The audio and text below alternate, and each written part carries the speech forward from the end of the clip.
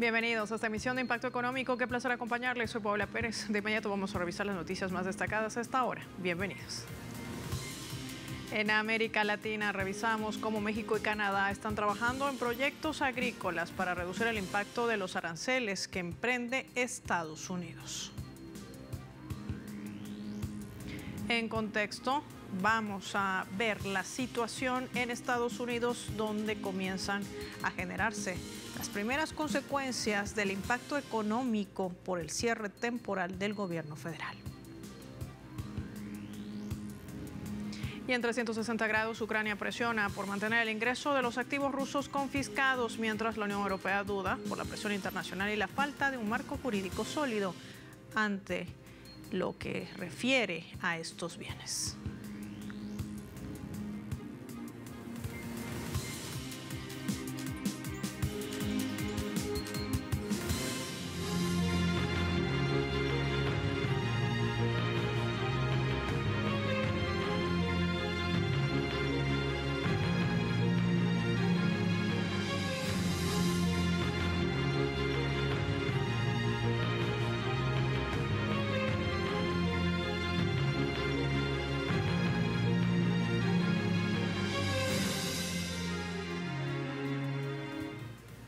México y Canadá están avanzando en proyectos para el sector agrícola. El objetivo es reducir el impacto de los aranceles unilaterales que aplica la administración de Donald Trump. Antonio Aranda nos trae todos los detalles. México y Canadá lograron avances importantes para agilizar el comercio agroalimentario, anunció este funcionario federal. Hubo acuerdos muy prácticos y muy concretos. Uno de ellos, por ejemplo, tiene que ver con este sistema de certificados digitales. Acordamos ahora que se implementa. Hay un trabajo práctico, por supuesto, de echarlo a andar, pero eso ya es un acuerdo y va a significar reducción de costos, reducción de tiempos para importadores y exportadores en ambas direcciones, particularmente de productos vegetales. Durante la visita oficial del ministro de Agricultura de Canadá, Heath McDonald, a México, se destacó también el tema de la inspección sanitaria. Las decisiones en materia de regulaciones sanitarias se basan en ciencia y en evidencia. Ambos compartimos el convencimiento de que más comercio y más integración es bueno para los tres países. El funcionario canadiense destacó que ambas naciones mantienen buenas conversaciones rumbo a la revisión del Tratado de Libre Comercio entre México, Canadá y Estados Unidos. La comunicación es definitivamente una de las principales claves y esto se aplica a cualquier tipo de relación. Creo que tanto mi visita aquí el día de hoy como la visita del primer ministro, las diferentes visitas que han estado haciendo los ministros, reuniones que han tenido con los secretarios en México, nos han ayudado, nos están ayudando a tener una idea muy clara de cuáles son las barreras específicas que hay en el comercio entre ambos países. Todos los debates que se están teniendo son extremadamente valiosos. Fortalecer la cooperación en materia agroalimentaria entre Canadá y México contribuye a evitar presiones arancelarias como las impuestas por Estados Unidos, señala este especialista. Esto nos ayuda a mantener el equilibrio y el balance de nuestras exportaciones. La identificación de áreas de innovación en las cadenas que agregan valor y ayudan a mitigar los riesgos por medidas aranceladas de terceros, como está pasando en este momento con Estados Unidos, y pues obviamente también genera un contrapeso también contra temas que hoy no hemos alcanzado a firmar, que es el Tratado de Libre Comercio con la Unión Europea. Para el especialista, esta reunión no es una alianza contra Estados Unidos. El objetivo es consolidar una acción estratégica integral entre las tres partes que fomente la innovación, el desarrollo sostenible, inclusivo del comercio agrícola diversificado y de seguridad alimentaria regional. Canadá es actualmente el tercer socio comercial de México, con un intercambio económico mutuo que asciende a $56,000 millones al año. Antonio Aranda, Telesur, Ciudad de México. Gracias, Antonio Aranda. Y los sindicatos en Colombia realizan un plantón nacional en respaldo a las reformas sociales que impulsa el gobierno del presidente Gustavo Petro. Hay que decir que la Federación Colombiana de Trabajadores de la Educación y la Central Unitaria de Trabajadores de Colombia informaron sobre la manifestación de apoyo a la que se haya desarrollado la jornada de ayer martes en la Plaza de Bolívar. Una jornada donde también se respaldaba la defensa de la reforma pensional y la presentación del proyecto de ley orgánica de reforma al Sistema General de Participaciones. Una convocatoria que ha logrado también generar un rechazo a aquella ponencia negativa del magistrado Jorge Enrique Ibáñez, quien presentó, recordemos, ante la Corte Constitucional un recurso inconstitucional frente a esta ley pensional.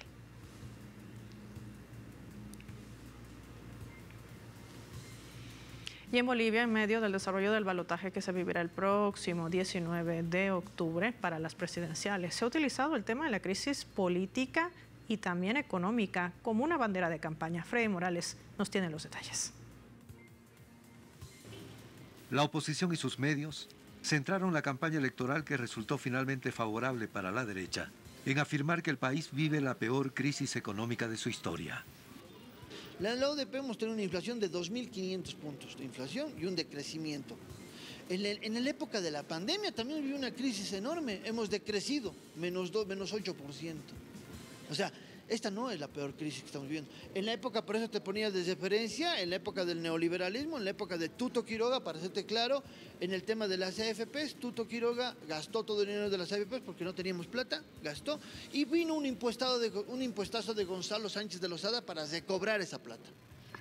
El Instituto Nacional de Estadística registró una inflación de 18% de enero a septiembre, que podría llegar al 20% en un año, uno de los índices más altos en 2 décadas, lo que también usa la oposición como ejemplo de supuesta crisis terminal.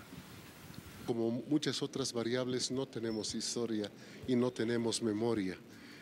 En los años 80, en los principios de los años 80, hemos registrado tasas de decrecimiento superiores al 10-8% e hiperinflaciones superiores al 25.000%. Entonces, hablar de que estamos en un peor momento que ese es técnicamente ilógico, técnicamente inviable. Otro tema explotado electoralmente como ejemplo de la crisis económica es la escasez de dólares, que genera escasez de combustibles y alza general de los precios. El combustible es un tema muy complejo. No podemos tapar el sol con un dedo. ¿Está afectando la cadena productiva, a la economía con su conjunto, al transporte? Sí. Empero, es un factor menor comparando a lo que ha sido el impacto de los bloqueos que hemos tenido en noviembre del año pasado, en marzo de este año, mayo, junio de este año.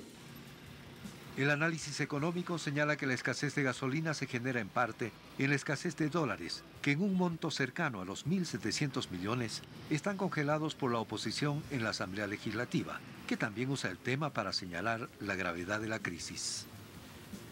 Estos bloqueos han generado una disrupción completa de la cadena productiva, muerte de aves de corral, de ganado por falta de alimento balanceado, exportaciones que se frenaron en su logística por la imposibilidad de desplazarse y una afectación completa a toda la economía en su conjunto. La crisis, en parte promovida intencionalmente con fines electorales, promete triplicar las estimaciones inflacionarias de este año, que eran de 7,5%, y persisten las dificultades para abastecer combustibles. Tras una campaña y presión al gobierno para que libere la importación de combustibles, lo que fue autorizado hace meses, los empresarios no utilizan esas autorizaciones para continuar exigiendo combustible subvencionado en más de un 60% por el Estado. Freddy Morales, Telesur, Bolivia. Gracias, Freddy Morales. Y el gobierno de Nicaragua anunciaba ya el aumento salarial para el sector público en ese país. Las autoridades han anunciado el incremento salarial del 4% para más de 132,000 servidores públicos a partir del mes de noviembre. El aumento incluye un ajuste adicional del 3,98% a 55,000 personas con salarios más bajos, lo que representaría un incremento del 7,98%. Expresaron también que la iniciativa de ley anual del Presupuesto General de la República será presentado esta jornada ante la Asamblea Nacional, lo que consolida, por supuesto, un presupuesto responsable que garantiza no solamente estos incrementos de ajustes salariales que aplican a todos los sectores, y esto beneficia sin lugar a dudas a la clase trabajadora.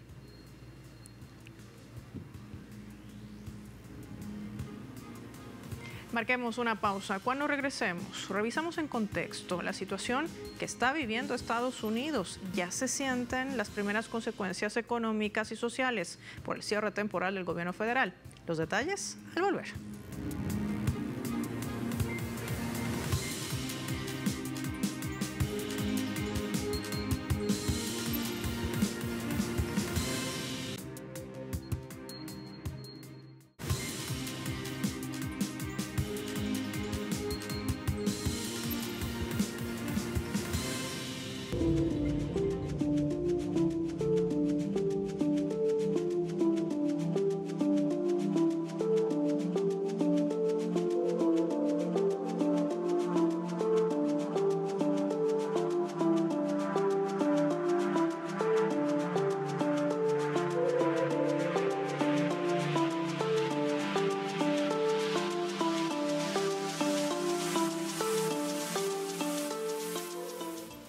En Estados Unidos, el cierre del gobierno temporal federal ya se siente, ya que se ingresa a su tercera semana. Esto marca, sin lugar a dudas, un impacto no solamente en los salarios, sino también en lo social. Vamos a revisar detalles en contexto. Millones de trabajadores públicos ya enfrentan licencias sin remuneración o deben continuar trabajando sin percibir salario alguno. Esto impacta directamente a sus familias y en la prestación de los servicios. El gobierno está generando una erosión en la confianza y esto puede perjudicar también a la economía debido a la disminución del consumo y la suspensión de contratos gubernamentales. Hoy se reseñaba una cifra: 750,000 empleados públicos que han sido enviados a casa sin sueldo y los considerados esenciales siguen trabajando, pero también sin cobrar.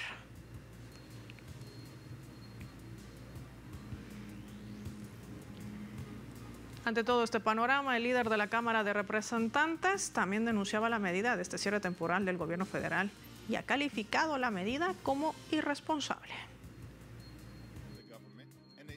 Donald Trump y los republicanos no se están comportando de manera responsable, no se están comportando de manera seria, no quieren reabrir el gobierno y ciertamente no quieren abordar la crisis de atención médica que los republicanos han creado a lo largo de este año, incluso en lo que se refiere a su único gran proyecto de ley que perjudica a los estadounidenses comunes para recompensar a sus donantes multimillonarios.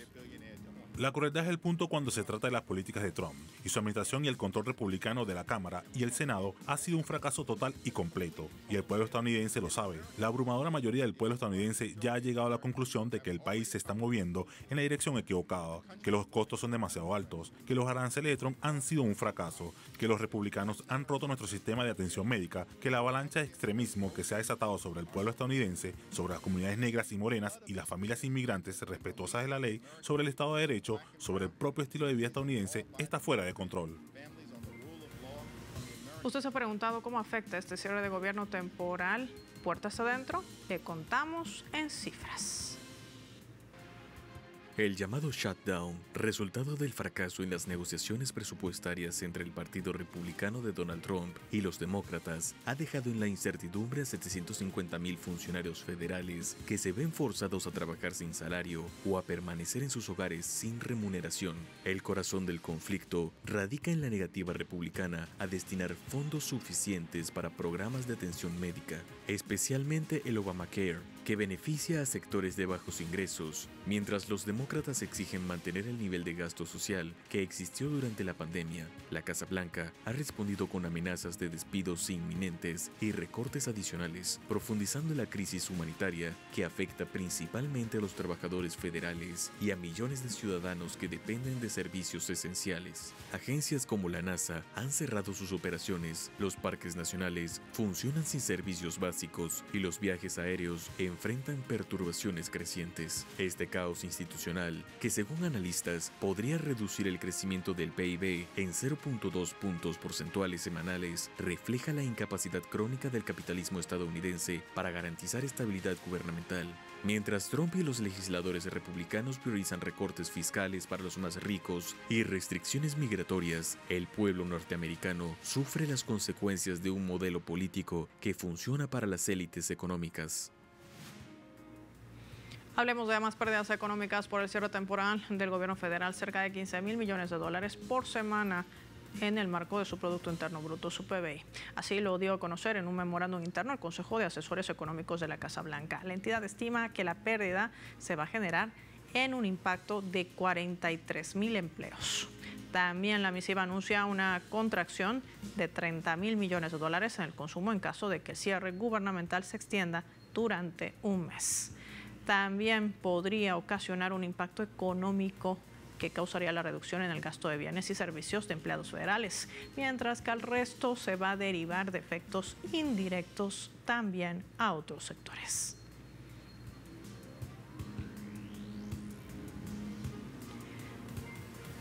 Y esas primeras consecuencias económicas, pero también sociales del cierre temporal del gobierno están sintiéndose con fuerza. Revisemos datos. El gobierno federal de los Estados Unidos comienza a sentirse también dentro de la economía real, sin acuerdo político a la vista. El país entra en su tercera semana de parálisis institucional, mientras aumentan los despidos, los retiros en los servicios públicos y el impacto en la vida cotidiana de millones de ciudadanos estadounidenses. El secretario del Tesoro, Scott Bessent, advertía que la crisis está comenzando a afectar la economía real y la vida de las personas, según también manifestaba la propia Oficina de Presupuesto del Congreso. Más de 750.000 empleados federales podrían ser suspendidos de sus funciones cada día, reseña también este portal de noticias. Aproximadamente 400 millones de dólares diarios para la economía de los Estados Unidos. La Casa Blanca confirmaba el inicio también de despidos masivos en varias agencias federales, una medida que, según expertos y sindicatos, busca presionar al Congreso. Castiga a sectores considerados afines también al Partido Demócrata. Más de 4.000 empleados federales ya están despedidos, principalmente en los departamentos del Tesoro, Salud y Servicios Humanos, mientras que el Departamento de Educación, Vivienda y la Agencia de Protección Ambiental también estaban informando sobre recortes. Los detalles en nuestra página web. Síganos.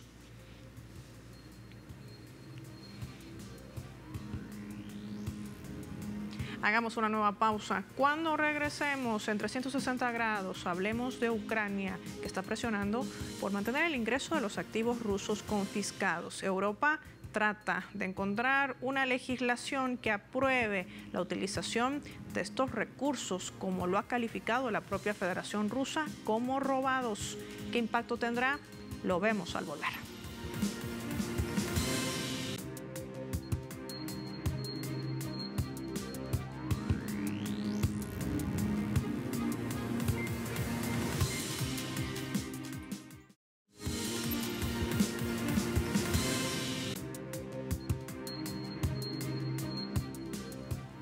Revisamos las imposiciones que marca el gobierno de Volodymyr Zelensky en Ucrania, que sostiene que ya la confiscación, como ellos lo denominan, que no es otra cosa que una arbitrariedad de la toma de posesión de recursos que no les pertenecen, sino a la Federación Rusa, fondos que podrían gestionar el conflicto al este de Europa. El temor, sin embargo, de algunos países, sobre todo europeos, es de que no cuentan hasta el momento con una legislación que se los permita.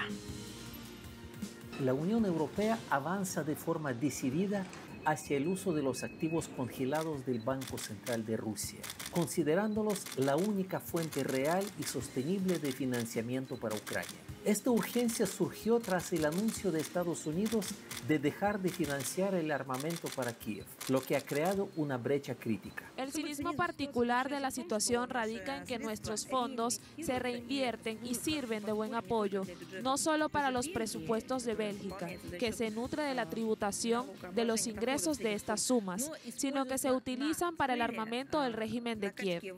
Y por supuesto, es evidente que en caso de que la Unión Europea proceda al saqueo de los activos rusos, las consecuencias para todo el sistema financiero mundial serán extremadamente negativas. La idea central es un crédito de reparaciones que podría movilizar hasta 185.000 millones de euros de los activos congelados. Este crédito, que ascendería a unos 163.000 millones de dólares, estaría destinado a cubrir el déficit presupuestario y las necesidades militares urgentes de Ucrania. El principal impulsor del embargo de las reservas de oro y divisas rusas es la burocracia europea, pero ella simplemente no se expone a ningún riesgo. Nadie la eligió, no responde por nada, ni rinde cuentas a nadie. Sin embargo, las decisiones correspondientes serán tomadas por los gobiernos nacionales de los países miembros de la Unión Europea. Ellos serán quienes enfrenten las consecuencias negativas, que incluyen demandas judiciales y la probabilidad de acciones asimétricas por parte de Rusia. Sin embargo, la iniciativa se enfrenta a una sofisticada falta de consenso interno debido a su complejidad jurídica y su carácter sin precedentes. El principal desafío es evitar la confiscación directa para prevenir daños a la reputación del euro y costosos litigios. Países como Bélgica exigen garantías legales y una distribución de responsabilidades ante posibles demandas de Rusia. El truco está en que todos se entienden perfectamente que Rusia reclamará su dinero. Y tendrán que devolverlo todo, tanto las sumas principales como los intereses. Aquí esta cuestión será fundamental.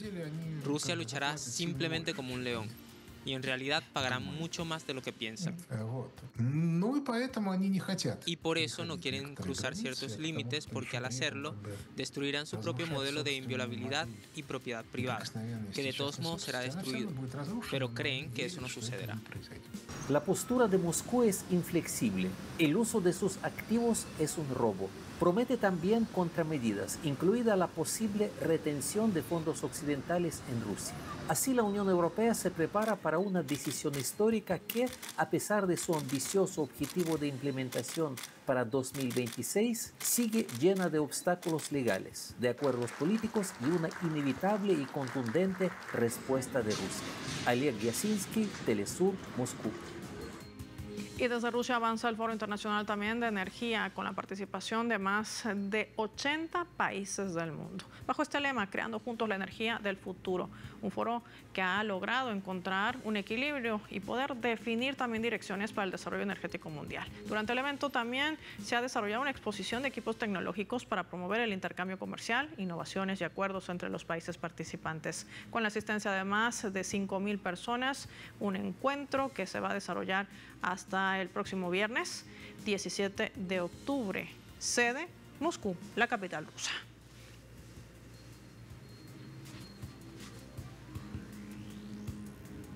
Hay que decir también que en el marco de este Foro Internacional de Energía, la participación virtual de la vicepresidenta ejecutiva de Venezuela, Delcy Rodríguez, marcaba también un punto de inflexión. Desde allí condenaba la intención de Occidente de controlar la energía a nivel mundial. Están detrás de los recursos estratégicos, decía la vicepresidenta venezolana.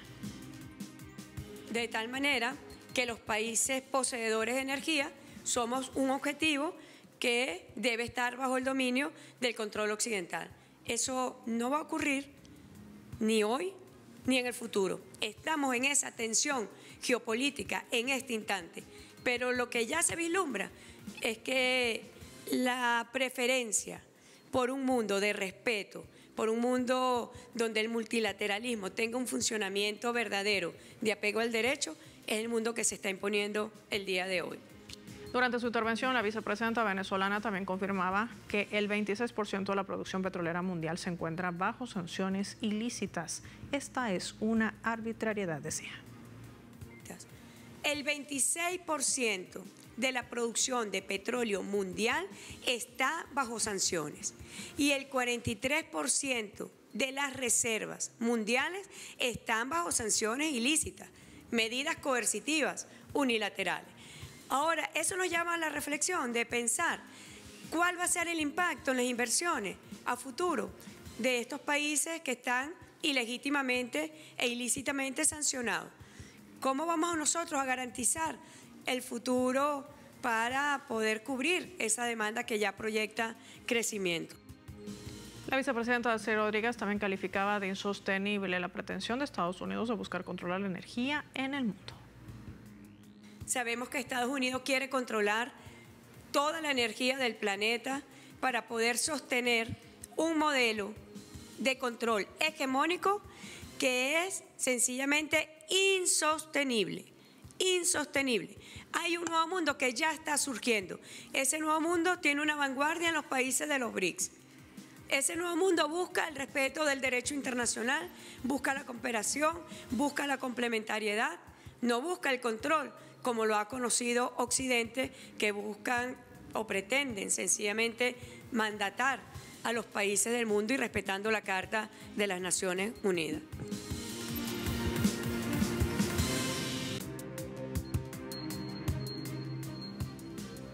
Momento de revisar los indicadores petroleros al cierre de la presente jornada. En pantalla, el barril de petróleo intermedio Texas marcó $58.67 con una caída de 0,9 centavos de dólar. El barril Brent de referencia en Europa se ubica en $62.47 con un alza de 0,8 centavos de dólar.